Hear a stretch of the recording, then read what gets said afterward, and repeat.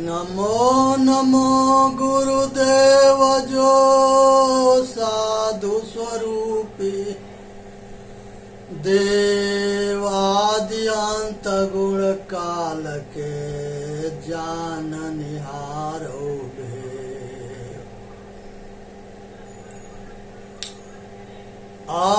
मनुष्य के जो है सबसे बड़ी शक्ति वाणी है।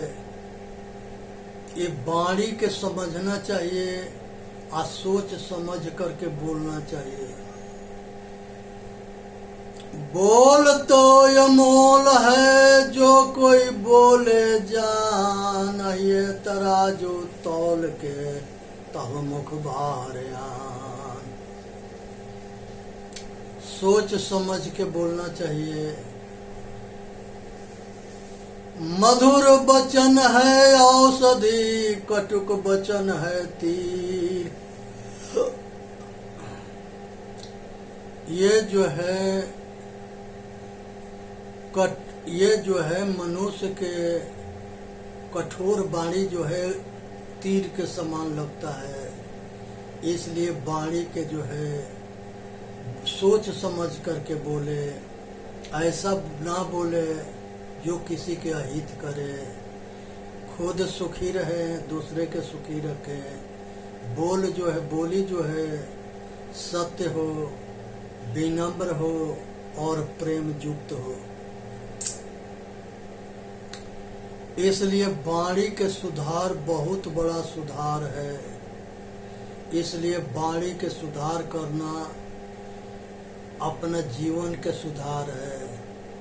यही बोली से लोग जो है अच्छे वाणी बोलते हैं तो लोग दुआ देते हैं, और गलत वाणी बोलते हैं तो लोग बद्दुआ देते हैं।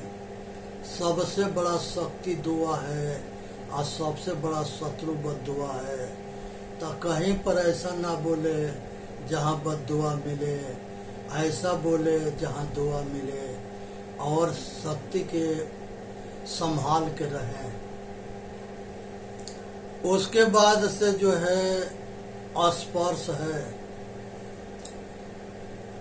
ये शब्द में जो है हिरन मृगा जो है उसके फंसाने वाले जो होता है, वो शब्द ऐसे बजाता है, बोलता है, जिससे उसके शब्द में आसक्त होकर मृगा आके उसके जाल में फंस जाता है, और उसको पकड़ करके खाल के और उसके नाभि में कस्तूरी होता है, ये दोनों निकाल के वो बेच देता है। मांस बेचता है, उसके खाल बेचता है, उसके नाभि के कस्तूरी बेचता है, हिरन के सींग बेचता है। ये व्यापार करता है उसके जान मार करके, क्योंकि ये जो जाल में फंसाता है ये भी शैताने होता है। उसके बाद से जो है स्पर्श जो है, स्पर्श भी बहुत बड़ा आसक्ति है। शब्द के आसक्ति में हिरन मारा गया, और यहाँ पर जो है स्पर्श के आसक्ति में हाथी मारा जाएगा। हाथी के फंसाने वाले बहुत बड़ा गड्ढा खोदते हैं, और उस गड्ढा में जो है ऊपर से जो है टाट रख करके, घास फूस लगा के, कागज के हथनी काली बना करके वहाँ रख देते हैं। जंगल के हाथी आती है, वो हाथी समझ के उसमें धक्का मारती है, टाट टूट जाता है और वो गड्ढा में हाथी गिर जाती है। उसको भूखे पीड़ित करके और वो हाथी के जो है अपने काबू में कर लेता है, और उन हाथी से बोझा ढोवाता है, दीवार तोड़वाता है, बड़े बड़े काम करवाता है। इतने बलशाली हाथी बुद्धि से फंसाई जाती है। तो ये जो है स्पर्श के पीछे हाथी मारी जाती है, और दुनिया में स्त्री के स्पर्श के पीछे बहुत लोग मारे गए। इसलिए नारी के सब सुख के त्याग कर देना, इसी में मनुष्य जाति के कल्याण है। इसके बाद रूप होता है, रूप के पीछे पतिंगा मारा जाता है। पतिंगा जो है रूप के आशिक होता है। जहाँ बिजली बल्ब जलता है, दीपक जलता है, उसी में जाके वो टक्कर मारता है, पाँख जल जाता है, वो भी जल जाता है या मर जाता है। अब उसके बाद से जो है रस के आसक्ति में मछली मारी जाती है।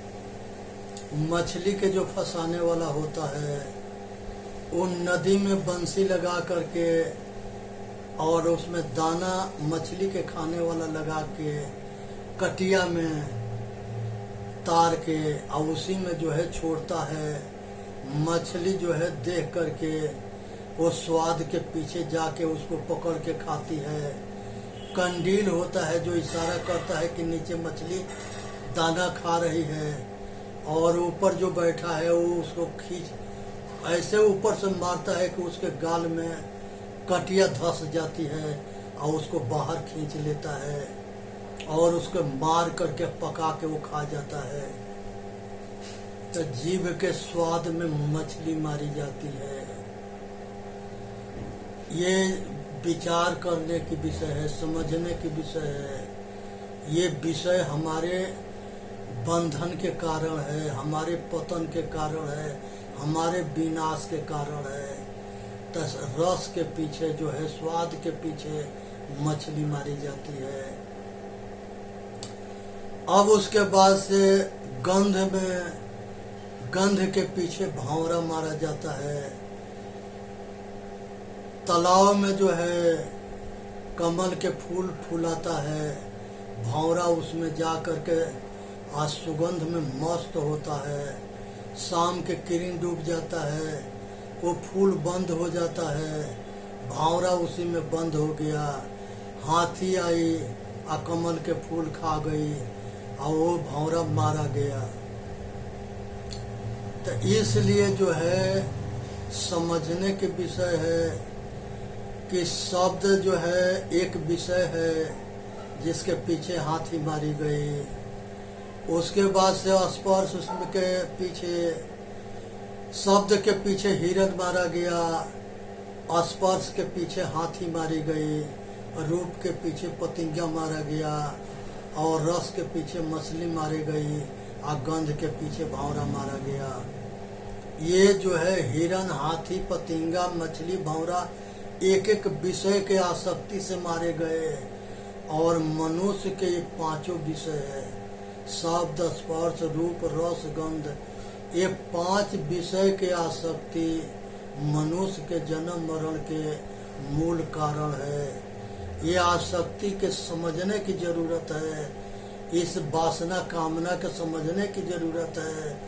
और ये सारे विषय के आसक्ति के विष समझ करके आसक्ति मुक्त होने की जरूरत है।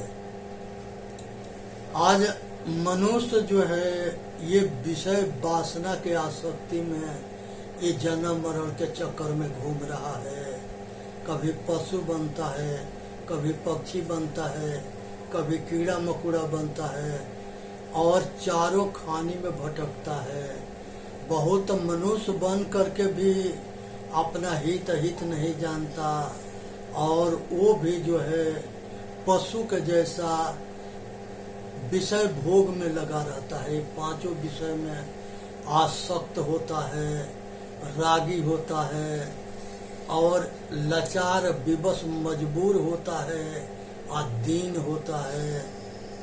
और जब अपने कर्म फल भोगने के समय आता है तो रोता है, गाता है, लेकिन आसक्ति के ना छोड़ता है।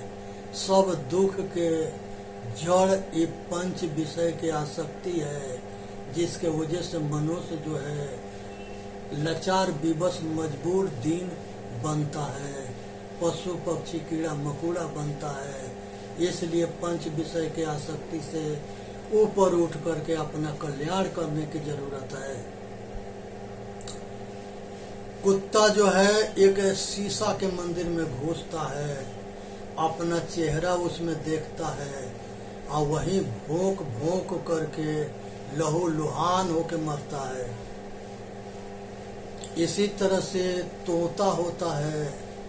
तोता जो है एक नलनी यंत्र होता है, उसमें मिर्चा लगा रहता है और वो मिर्चा खाने के लिए तोता जाता है और उस पर बैठता है और फट दे नलनी घूम जाता है, तोता नीचे होता है, मिर्चा ऊपर होता है और तोता जो है वो नलनी के कस के पकड़ लेता है। अब पकड़ने के बाद तोता पकड़ा जाता है। आज तोता के जो है वो बंधन बना करके और उससे जो है बहुत तरह के कुल काम करवाता है। तो इसी तरह से विषय वासना के भरम मनुष्य के हो जाता है और वो भ्रमित होकर के विषय वासना के कस के पकड़ लेता है और उसी के आसक्त होता है और इसीलिए जन्म मरण के चक्कर में घूमता है। उसके बाद से जो है एक सुराही में एक किसान चाना भेजता है और उस सुराही में बंदर जो है घर में जाता है और सुराही में चाना देखता है। उसने हाथ लगा के एक मुट्ठी चाना पकड़ता है और उसको खींचना चाहता है। उसको भ्रमित हो जाता है कि हम पकड़ा गए। न मुट्ठी खोलता है और न हाथ निकलता है।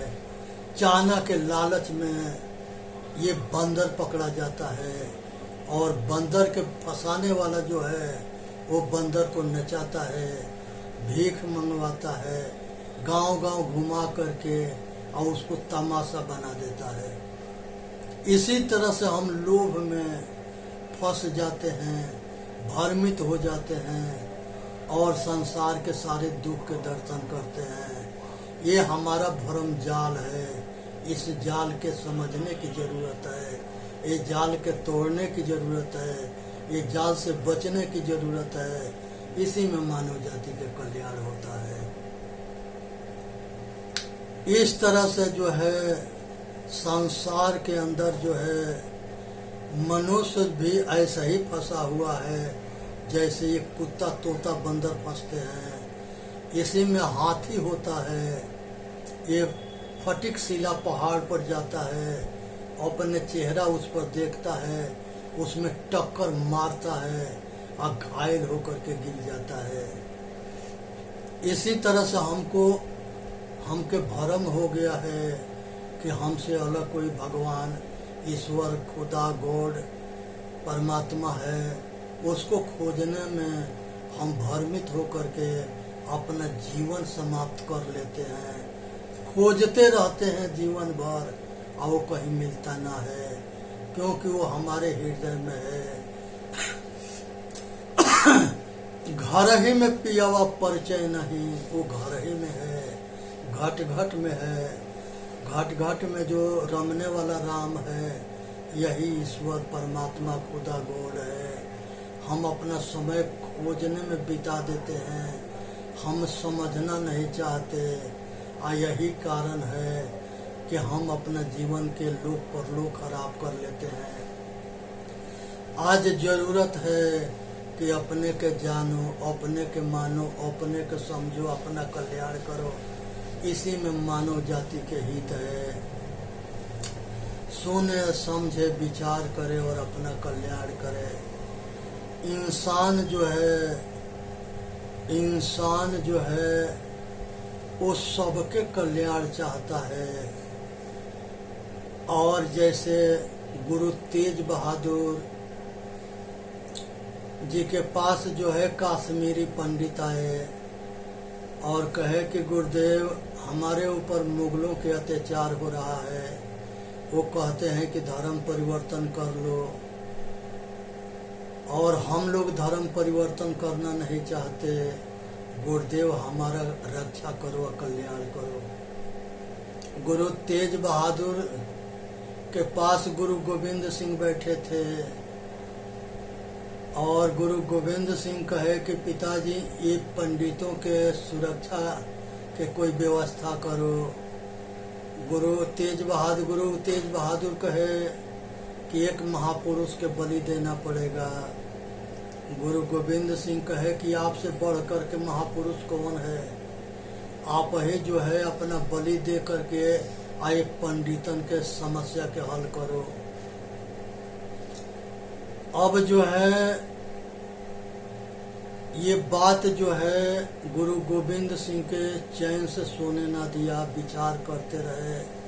दूसरे दिन औरंगजेब के पास सूचना भेजवाए कि हम तुमसे मिल करके अब पंडितों के समस्या पर निराकरण करना चाहते हैं। जैसे वो आगरा पहुंचे वहीं से उनको गिरफ्तार कर लिया गया। उनके संगे उनके 4 शिष्य थे, सब बंधक बना करके लाल किला दिल्ली में पेश किए गए। वहां पर चारों शिष्य के बहुत बेरहमी से औरंगजेब मरवा दिया। गुरु तेज बहादुर के भी कहा कि धर्म परिवर्तन कर लो। चारों शिष्य को कहा कि तुम सब धर्म परिवर्तन कर लो। ये सब कोई तैयार न हुआ।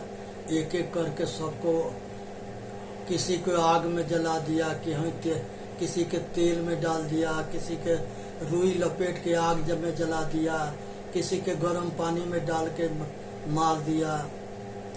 और गुरु तेज बहादुर जी के सिर कलम कर दिया। आज लाल किला के सामने शीश महल गुरुद्वारा है। ये दास भी वहाँ दर्शन करने गया था, देखा वहाँ के कंडीशन। तो ये जो शैतान होते हैं ये अपने बाप के ना होते हैं, दूसरे के क्या होंगे।